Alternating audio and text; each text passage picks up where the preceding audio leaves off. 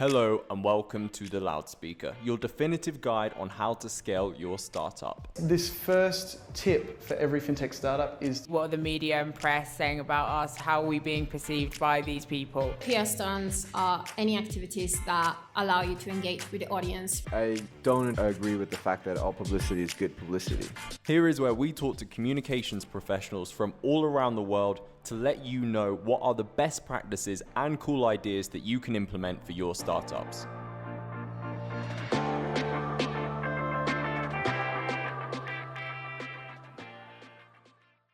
Elliott, would you be able to start off by telling our listeners who you are and a little bit about your experience when it comes to interactive marketing?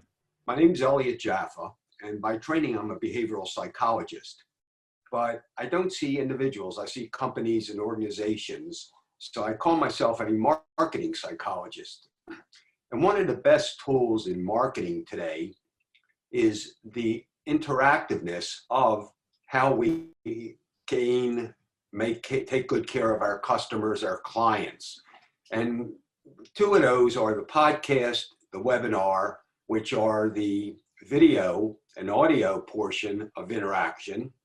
Sometimes our people can hear us, sometimes they could see us, or print. And people don't understand that, yes, in print, you could engage in interaction. And by print, I'm looking at your brochure, I'm looking at your website. So that's essentially what I do for a living. But when people say, what do you do for a living? I usually say, what do you need done? And I get the chuckle. And the two biggest problems companies have, I say, what's your CEOs, what's your president's two biggest problems? And it's usually how to make the cash register ring louder. So that's a marketing issue, or some type of people problem, which is a training issue. So I guess you could say I do marketing, I do training, but I'm a people person. Great to have you on here because, to be honest, I love your background. I consider myself a people person. I also host another podcast. It's called Brains Bite Back, and it's dedicated to psychology and technology. And I have a huge interest in psychology. So I'm really glad to be able to bring that passion into this podcast by having you on as a guest today. And I would love to know, as a behavioral marketing psychologist, what are the most important ingredients to create successful interactive marketing content? Well, let me share my mantra with you. My mantra is, no matter how good business is, it could always be better. And one of the things that you need as a skill, which you need to develop, unfortunately, they don't teach it in colleges and universities, is business intelligence. And that's a wide open question, field of business intelligence. It's extremely broad. But if I could share an example with you, a real life experience I had in the early days of distance learning, where the client was the Fortune 500 high-tech companies, colleges and universities, or the federal government. It was something called National Technological University. It was a building in Colorado. They put on about 1,500 courses a year. They were usually 3 to 5 hours. And the instructors were famous, well-versed in their field, but they just sat there in front of a screen for 5 hours. Now, those 5 hours were divided into 50 and 60-minute segments. Well, when they asked me for soft skills, which is sales training, communication, so on and so forth, I said, sure, but can we do it in front of a live audience? And they said, sure. So we had a live audience of about 35 people. It was a 4-camera shoot. And I told my audience live, I'm not going to be looking at you. If you have a question, raise your hand. But I'm looking at the lenses of the cameras because that's my TV land audience. And where I'm going with this is the vice president of marketing said to me, do you have more of these programs after we did our first one? I said, sure. He said, I want to do more. And then a later time came, he says, Elliott, I want to let you know the people really like you because, see, I could only hear them, but they could see and hear me. And they like you. They like your sense of humor. They like the fact that you're standing up and walking around, engaging the audience. And here's the clincher. He says, you make me a lot of money. So think of interactive marketing equals money, making your cash register ring. That's a great example. And also I love the analogy making your cash register ring, because even though that's not a sound that we hear that often today, it's definitely something that we can all relate to in that sense. There's a nice association with it. And I would love to know a few more positive real world examples of interactive marketing that you have seen used by other companies. Excuse me. Hello, Mom. It's not a good time. Yes, I know I did not send you the link to this webinar. No, Mom, I did not realize that I could save 15% on my car insurance by switching to Geico. Let me call you later. Okay, I'm back. Awesome. Good to have you back. Now, did you see what happened here? Did you see what happened here? This is one of my gimmicks, because one of the biggest questions I hear all the time is, what makes a good webinar? Or what's your number one objective by doing a podcast or a webinar? And I ask that question, and the person says to me, well, we wanted to get our name out there. We want people to know who we are. We want to showcase our product or our service. And I say, nope, that's not the right answer. And they say, what is? I says, the right answer is to get the viewer, to get the reader, to get the listener to like you. So oftentimes I'll see a phone go off and the person's embarrassed and they apologize to their audience and they reach into their pocket and shut their phone off. I always have my phone ring, or a phone ring, in the middle of my presentation, because the new people listening to this probably heard the phone go off and started thinking, the idiot didn't know how to shut his phone off. And I said, no, but what do I segue in with is a very popular TV commercial, and did a spin-off on it. Whenever I do this, the audience laughs. They think it's funny as could be. And it took, 10 seconds, but now they like me. When they talk to their friends later in the day and say, how was the webinar you went to? You're not gonna believe what this guy did, because they like me. So that's one of the key things to think about, is how do I get my audience to like me? Your little joke there with that phone call, it actually reminds me of a British comedy show that was very famous. I think it was about 20 years ago. It's called Trigger Happy TV. And essentially it's a sketch show. And one of the sketches is not necessarily a sketch show. It's live. So it happens in public. So it's kind of like filmed secretly, but this guy does all these pranks and stuff. And one of them is that he goes to places that are very quiet. And then a phone rings and he pulls out this giant phone and he has these really bizarre, loud shouting conversations. And it's really funny. I would definitely recommend that you check that out. It's called Trigger Happy TV. And I'm sure if you just type that in phone call following that, then you'll see it. If you're interested in seeing how Publicize can grow your startup, sign up for a free PR assessment on our website. And for a limited time only, exclusively for the loudspeaker listeners, you can receive an SEO assessment as part of your package for any tier of service at no extra charge with this special promotion. To find out more, visit publicize.co/LSpromo.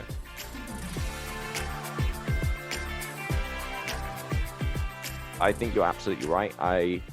It's been a while since I studied this. I think maybe like even 10 years ago since I remember hearing this, but I think there's a theory in psychology called levels of processing theory, which essentially means that the more obscure something is, the easier it is to remember, or the more that something stands out, the more unconventional it is, the more it stands out in your memory. And I used to do that to remember my exams, but that can really help to stand out. Yeah, sure. I like it. Thank you. So yeah, getting back to the question at hand and the topic for this episode, can you give some positive real world examples of interactive marketing that you have seen used by companies? Well, the one that I just gave is a good one, but I'm not seeing a lot of it, because I look at commercials, I look at brochures, I look at websites daily, and I see a bad color combination on the landing page, or a landing page or web page is just full of stuff. And when you want real life examples, those are unfortunately the things I have to share, which is, the errors, the mistakes that people make, because they can make it interactive. So to give you an example, one of the best examples I use is a quiz. And many years ago, give you a case study, was a 50-year-old dentist. So it's not a kid right out of dental school. He's been in practice for 25 years. And I got to say, he was probably one of my best, if not the best clients I ever had, because we would meet for an hour or two every week. He would sit there with a notebook, take copious notes. And the following week, he might have some questions for me. He might need further clarification. But the thing is I developed a dental health quiz. And the dental health quiz, if I were a dentist, I would have it right on the front page of my website that said, dental health quiz. Do your teeth bleed when you brush? Are you embarrassed to smile? Are your teeth sensitive to hot and cold? Well, if they're answering yes, yes, yes, there's 6 questions. You keep your questions 6, 8. And the scoring is, if you'd answer yes to any of these questions, you need to make an appointment with Dr. Smith. So I I always set the quiz up for the reader to fail. Now this can be used interactively online, or it could be used in your print, your brochure, your website, which is print. So people love quizzes. So by taking a quiz and then they see they failed it, which I purposely do, they realize, wait a minute, maybe I need to make an appointment with this dentist. So, that's one of the biggest mistakes that people make. And once they see how easy it is, and it's the little things, people in talking either face-to-face or via Zoom and FaceTime, they're not using their expressions of their face or their hands. So I call it, you need to become an actor. Now, myself and everybody listening today, if we learn the lines to a Broadway play, we're never going to get to Broadway, even though we know every line of that character. But here's where you could be an actor by rubbing your forehead, putting your finger on your chin like you're thinking, even though you know the answer. You're not on Jeopardy. You do not have to buzz in the fastest. But it's learning how to be an actor. And oftentimes I'll have to work with that person. And if they have technical jargon in their business or their career or whatever they're doing, you're talking to a lay person. So think that you're talking to a 5th grade child. So instead of using ABCs of whatever you want to say, the procedure or whatever it is, spell it out, operationally define the words so they can understand and hear you. This happens very often in the healthcare business. So these are just, a couple examples, but as I said earlier, the key thing is business intelligence. But in a podcast or a webinar, tell the person, write this down. Now, you people listening, I hope you wrote down business intelligence. What's going on right now? People who didn't write it down just picked up their pen and pencil and are writing business intelligence. Let me work with the people out there in podcast land. I want you to fold your hands. Just fold your hands like you did since you were a child. I promise we are not going to pray. Do this with me, Sam. You folded your hands. Now I want you to refold them, but just move every finger up one or down one. So you're folding it differently. You with me, Sam? Yeah, I'm trying. Wait, yeah. Okay, so. Okay, how's it feel? So you move them like one at a time, like? No, all at once. Instead of folding them like you usually do as a child, since you've been as a child, now just move it over one. So you're still got your hands folded, but you've moved every finger up one. Feels a bit out of place. Or down one. Feels a bit odd. Yeah, how's it feel? A little bit out of place? Does it hurt? No. No, it doesn't hurt, but it's different. It's not painful. It's different. This is called change. So people are reluctant to change. change does not hurt, but it requires patience and repetition to make it work. Because oftentimes when I throw an idea out to a client, most companies have either a vice president of marketing or a director of marketing. What they don't have is a behavioral psychologist, because the marketing person gets you from point A to point B, and they'll have a plan A, and smart marketeers have a plan B. You know what? Psychologists do better. We have a plan C, a plan D, a plan E, a plan F. Nothing is etched in stone. So the important thing is that they do not look at things from the consumer, the client's viewpoint. It talks at you. Turn on a commercial, watch the commercials on television or on the radio. They talk at you. Look at your brochures, look at your website. It talks at you. No, wrong. You want to make it conversational. You want to talk as you were sitting right in front of the person, your best friend, sitting in a park bench, just talking on a beautiful day. You make it conversational. And people have difficulty doing that. Like when you're doing that webinar, look at the lens of the camera. People I see all the time, they're looking down at their computer. They're not making eye contact with their audience. So why, that's not the way you sell something. That's not the way you market something.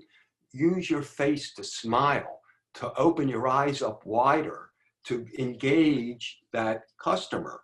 So what the psychologist does is asks questions like, Sam, here's a great medical example. Great medical example is many hospitals before the pandemic put on seminars in the evening for a person and their spouse or their significant other to join them while Dr. Jones is talking about some healthcare topic. So Dr. Jones is talking Tuesday night on, let's say, he's a urologist and he's looking for male patients. So he invites the men to come and to bring their spouse. Well, what the advertisement that he is running in the paper or wherever on his website says, do you get up more than 2 times a night to urinate? Do you have the frequent urge to urinate? Yes, yes. Okay, that's fear. Okay, nothing wrong with scaring the hell out of the potential patients, but that's okay. What comes next? He identifies the problem. You may have an enlarged prostate. Okay, most men over 50 have an enlarged prostate. That's who his target audience is. So the guy comes with his wife. He's identified, he scared the hell out of him. He's identified the problem. Now the solution is, and he talks about some possible solutions and makes an offer that if I could be of help, feel free to give my office a call. So men are definitely afraid of going to the doctors compared to women. Women are much more mature about it, but the wife is there and says, you got to call him tomorrow, make an appointment. Wonderful marketing technique of engaging the customer, thinking like the customer thinks. Forget your marketing people are great. They design things, but the psychologist develops strategies, step-by-step strategies that you don't need a full-time psychologist on your staff, but think about, that type of consultant that can help you engage your client, your customer, to make that cash register rate. You like that term, Sam? Yes, I do. I really like those examples. You gave a few nuggets of information there. I like the fact that you mentioned about explaining to someone like as if they're a child. I'm not sure if you're familiar with Reddit, the online forum, but there is a great little forum there, and it's called Explain to Me Like I'm 5. And essentially people put really complex questions up there, or questions relating to science or politics or history. And they just say, explain to me like I'm 5 this. And many of the answers I can understand, and I don't think I would understand them otherwise. And as well, you're absolutely right. I think psychologists have a better understanding of human behavior more than anyone else, and it's to be expected. But I recently did an episode on heuristics on the other podcast I host, the psychology podcast, Brains Bite Back. And I think that we definitely have these perceptions of how people think, but when you actually break down the mental shortcuts that our brains take, it's only then that you truly understand how people think and why people think in a certain way. And you kind of start to see life in a different way. But you gave out so many nuggets of information there, and we're kind of coming up to the end of our time. So my last question to you, I'm going to give you 60 seconds now. So the pressure's on. What would be your one piece of advice for those listening who want to get started with interactive marketing? What would be your one take-home message that you could sum up in 60 seconds? If they take anything away from this, it'll be this 60 seconds. What is it going to be, Elliott? Start easy. Start at the beginning with your website. People think they have a great website when they don't. They're not thinking of color combinations. I look at websites all day long. If I'm doing a live presentation for an association of, let's say, architects, I have 300 people coming. Before I walk in that room, I'm looking at everyone's website. So I could talk about the pluses, not many, and the minuses, a whole lot more.